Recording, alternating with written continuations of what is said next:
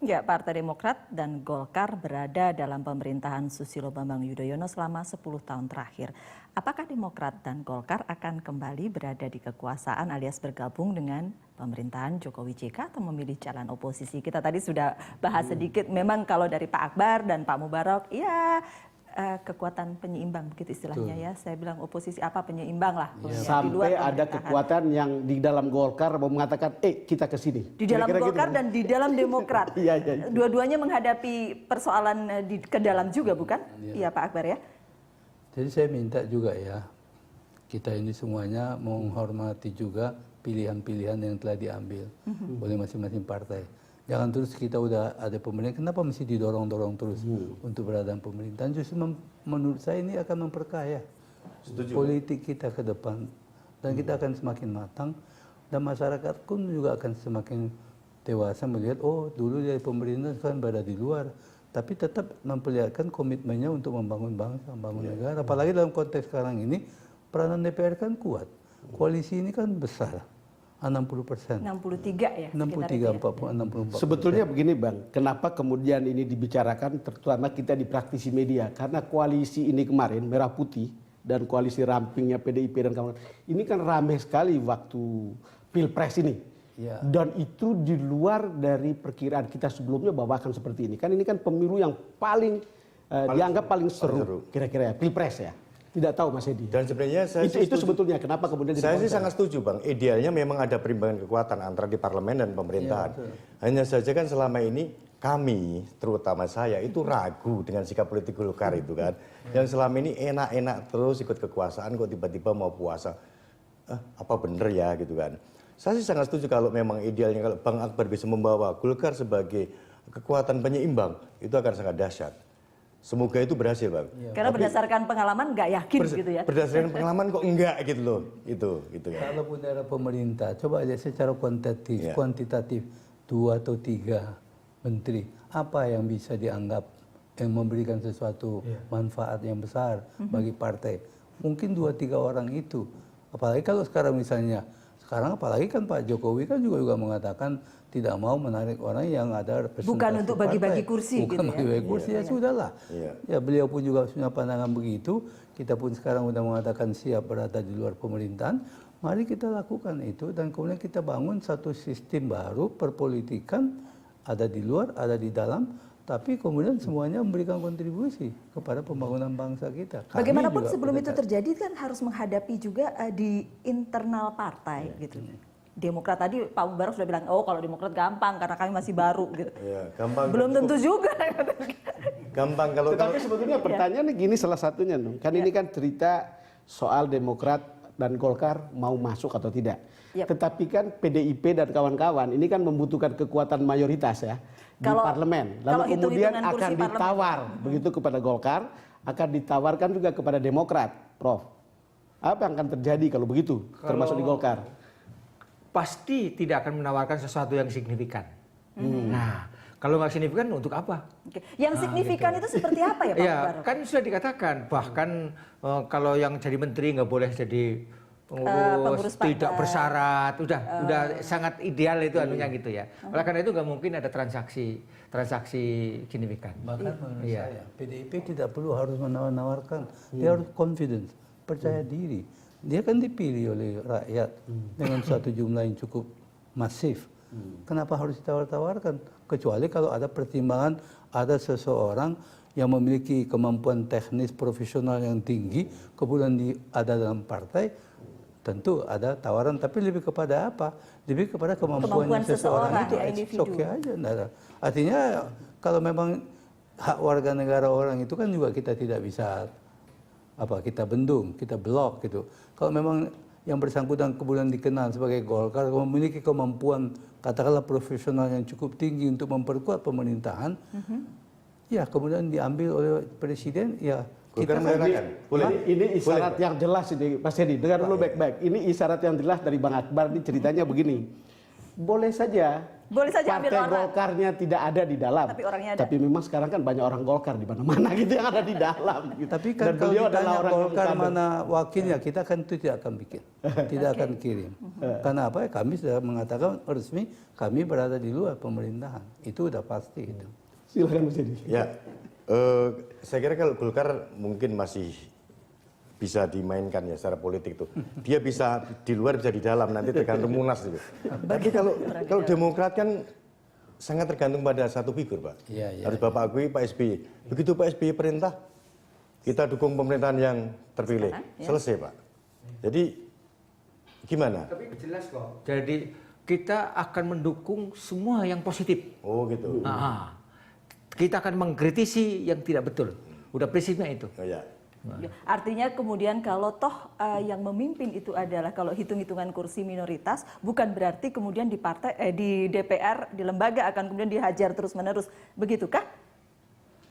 Pokoknya dalam konteks kami, ya, kami berada di luar pemerintah, melakukan fungsi penyeimbang, sekaligus memperkuat sistem politik, di mana sistem politik itu sistem check and balance itu sesuatu hal yang dibutuhkan, karena kekuasaan itu perlu dibalance, perlu dicek, perlu diimbangi, perlu dikawasi, perlu dikontrol, karena nanti kekuasaan itu bisa disalahgunakan. Itu kan salah satu fungsi yang penting dalam perpolitikan. Nah, fungsi itulah yang coba kita Kedepankan lakukan. gitu ya. Dan itu sudah saya introduksi pada waktu tahun 2004. Tapi karena waktu itu Pak JK wakil presiden, Gagal lagi. kemudian beliau pun juga melihat ada peluang politik, ya kenapa Ini tidak? diintroduksi lagi yang kedua oleh Pak Akbar, tapi nanti kemudian bisa Kalau dijegal sekarang ini ya memang ada Pak JK, mungkin juga dia akan melakukan itu. Tapi kami kan sudah punya pengalaman. Bagaimana tidak mencegah semudah supaya itu, tidak semudah Tapi itu. ini soal Demokrat ini. Kan ceritanya kepentingan Pak SBY itu kan pemerintahan berikutnya adalah kesinambungan dari pemerintahan sebelumnya. Artinya secara moral, Gini, bukan secara moral, SBY, kepentingan bangsa. saya taunya mendengar dari Pak SBY begitu, karena semboyannya kan change and sustainability, kira-kira begitu. Bagaimana Nah, sustainability? sekarang sustainability itu kan bisa terjadi kalau ada kerjasama dengan pemerintahan baru, Prof. Ya, kerjasama tidak harus ada orang yang jadi menteri, tapi pada programnya. Ya, kalau programnya berkesinambungan, ya kita dukung, gitu ya. Kita tidak bicara dulu soal menteri, kita bicara soal koalisi, begitu kan? Atau koalisi identik dengan harus ada jatah menteri ya, Pak Mobar? Pada umumnya begitu. Pada umumnya begitu. Pada umumnya begitu. Jadi tanpa itu Demokrat sudah pasti tidak akan ada. Kadang-kadang kita juga terjebak idiom, maksudnya koalisi itu kan tidak pas untuk negara yang presidensial semacam itu kan. Kita kadang-kadang juga jadi bingung. Ini kita nganut sistem presidensial, tapi ada juga istilah Prakteknya koalisi. parlementer. Itu kan jadi agak membingungkan. Makanya saya sangat setuju dengan konsep Bang Akbar tadi. Kalau itu ini dihilangkan saja yang namanya koalisi-koalisi. Oke lah, tidak usah mengumumkan pakai koalisi, ini oposisi ini dan tidak oposisi. Di sebuah negara kesatuan kayaknya nggak ada deh itu namanya oposisi dan koalisi. Presidensial, Ya. dengan sistem partai banyak, itu memang sebaiknya ada koalisi dari partai-partai. Sehingga dengan demikian, politik itu akan semakin bisa, manajemen of konfliknya akan lebih bisa kita sederhanakan. Bayangkan kalau semua partai besok nanti misalnya tahun 2019 akan datang, semua partai yang ikut pemilu bisa mencalonkan presiden. Dan sekarang ini ada 10 partai yang lolos, ya. Berarti ada 10 calon presiden. Bagaimana? Bagaimana repotnya besok politik? Karena itu saya pikir baik ada koalisi. Kenapa? Sehingga pada waktu itu dengan adanya koalisi mungkin calon presidennya menjadi semakin sedikit.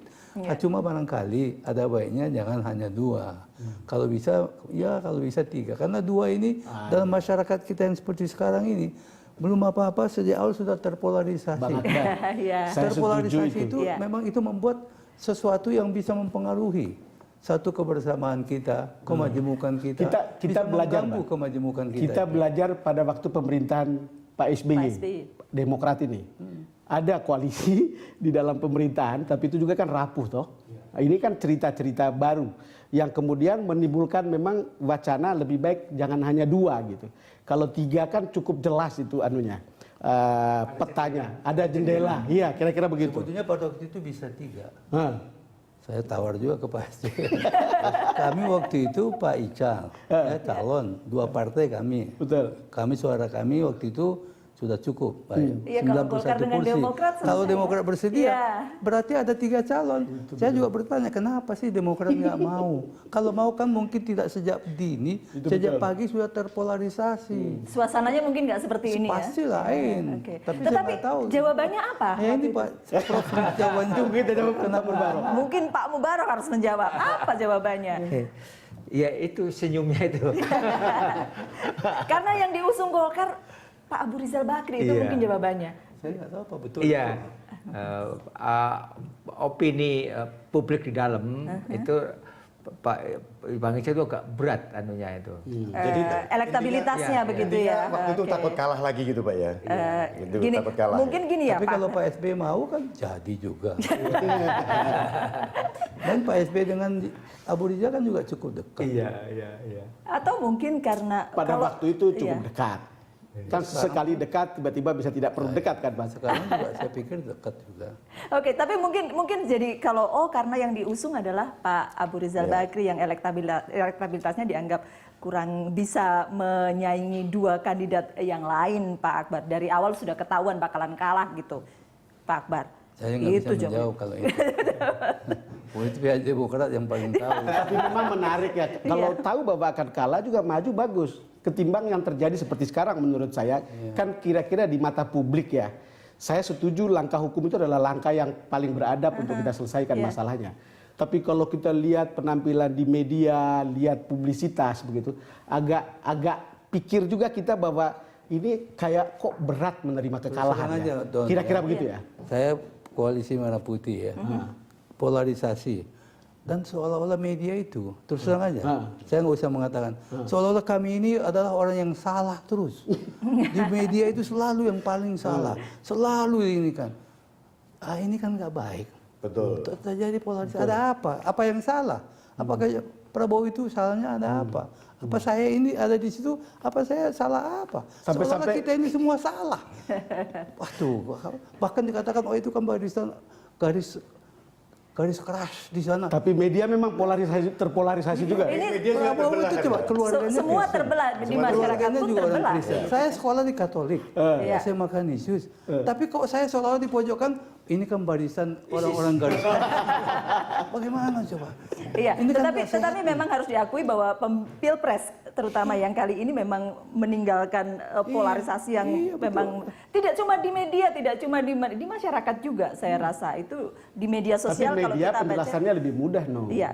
Karena pemilik dan juga pemain politik Sudah sekaligus. jelas, Kira-kira gitu. gitu Bang Tidak, Akbar, itu iya. satu penjelasan yang Masyarakat gampang. terpengaruh oleh media. Itu betul.